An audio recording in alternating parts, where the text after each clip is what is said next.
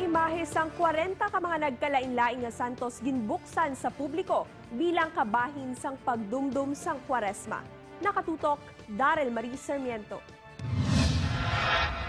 Napagkitna sa kultura kag espiritual nga pagpangabuhi isang mga Pilipino, ilabi na sa mga Romano Katoliko ang himpit nga pagtuo kag paghigugma sa Ginoo, lakip na ang mga tradisyon nga ginasunod kag ginapasa-pasa sa mga henerasyon. Ang balaan 2019 nga ginpahamtang sa St. Anne Parish sa Molo, isa ka butang nga ang tinutuyo. Amo ang pukawon ng espirituhanon nga balatsyagon hindi lang sa mga suod nga diboto kundi labi na gid sa mga pamatanon. Ang aton nga pamatanon no ma-encourage man no kay masubo nga pilang ano na lang sa mga pamatanon nga nakakilala sa mga santos nga ini.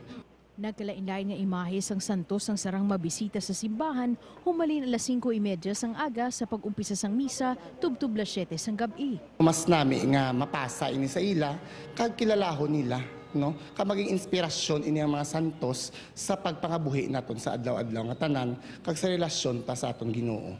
May mga imahe sang Santos nga masobra 200 anyos na ang edad.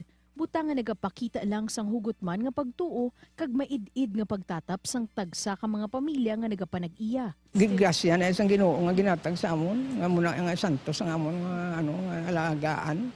Si Nanay Candelaria ang isagid lang sa madamo nga deboto kag pamatuod nga apisar sa iya edad nga 88 anyos, dako ang papel sang iya pagtuo nga nagsustener sa iya agud maglawig diri sa kalibutan. Ito kay amon ang ginakuan sa amon katigulangan mo.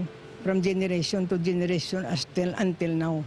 Pagpaathag sang Kamareros Iloilo ang mga imahe ng simbolo gid lang sang madalom nga debosyon sa mga Pilipino kay Ginoong Hesukristo. Apang pagtuo sa gihapon sa Dios ang hugot nila nga ginapatihan kag ginasandigan.